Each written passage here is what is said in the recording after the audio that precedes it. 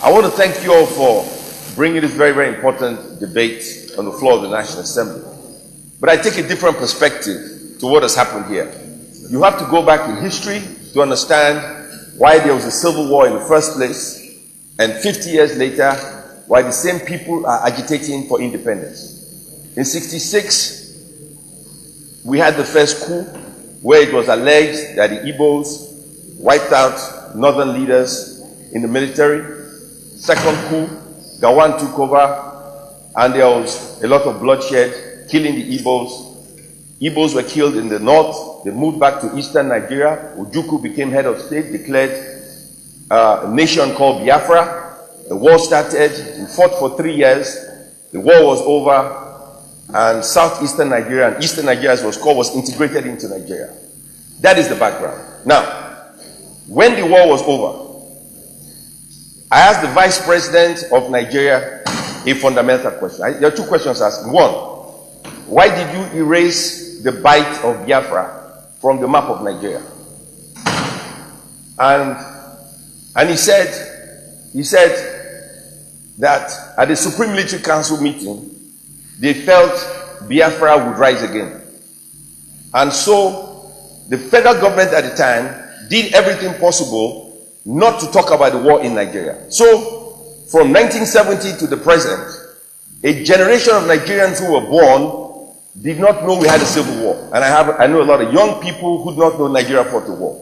This policy of being an ostrich and not addressing issues is counterproductive. If you lived in America, you know you had the Vietnam War, which happened at the same time as the Nigerian Civil War. You had the Korean War, you had the First World War, you had the Second World War. You have all kinds of wars. And they talk about it all the time. If you watch the Discovery Channel, you can see all the wars in the world. And the reason they televise these wars is so that you can learn from the mistakes of others, so that you do not become a fool and make the same mistakes and fight again. And so here we are 50 years later talking about something that could have been avoided if the federal government at the time understood the value of history. So one, we erased the Civil War from our consciousness.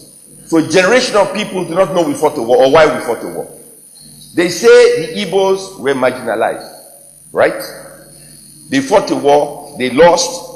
Today, they are the most industrious people in the country today. They are the richest Nigerians in the country today. One of the most educated people in Nigeria today. Yet, they feel marginalized. If you compare the Igbo man to the other sections of the society, you would say the Igbos are very privileged because of what they have.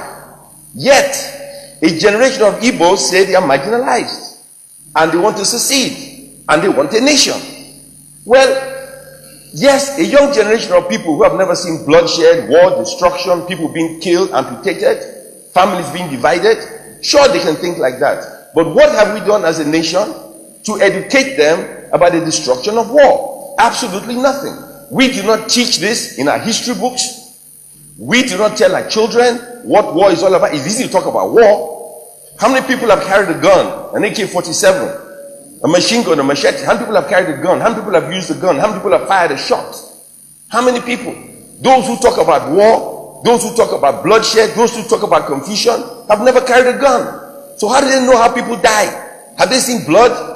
And yet here we are debating a subject that we as a nation should understand. The educational system does not teach it, and our people do not understand it, and the federal government of Nigeria do not recognize it. And so my position is different. If the federal government do not recognize a fundamental problem in our educational system, a fundamental problem on how television is viewed across the country, then we have a fundamental problem, and we must address the problem at the source. What is the problem? We are the problem. It could be Biafra today. It could be South-South tomorrow. It could be North-East the other day. It doesn't matter. The problem is we are not addressing the problem that unites or divides us. And this must be addressed. Our educational system is one of the worst I've ever seen in anywhere in the world. It is terrible. Our policy on information makes no sense whatsoever. And here we are talking about an impending crisis. A lot of people forget. I don't know. I'll be quick. How many people remember December 31st, 1983, when there was a military coup. A lot of people forget. I was in the office of Punch newspaper, Oluwaboderin. I did not know he was dying of cancer. But there he said to me, Nigeria must change, and he would do whatever it took to bring down the Shagari administration. He did an editorial 3-4 days before the military coup. Front page, back page, inside front page. Within 3 days, the military struck and democracy ended. For the people of this country who do not pay attention to history, who do not read, who do not watch television, and to the government who pretend to be deaf and dumb. Yeah, Mike.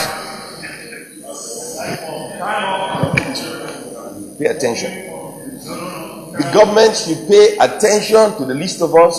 They should pay attention to history. There is a way out, but to pretend, and when you erase Bight of Biafra from the map, nobody has a right to erase the name Bight of Biafra from the map. If it's Bight of Biafra, put it back on the map. You have no right to take Bight of Biafra off the map, put it back on the map, and let's fix that problem. Thank you, Mr. President. Thank you. Sir Nala. Thank you very much, Mr. President, and my distinguished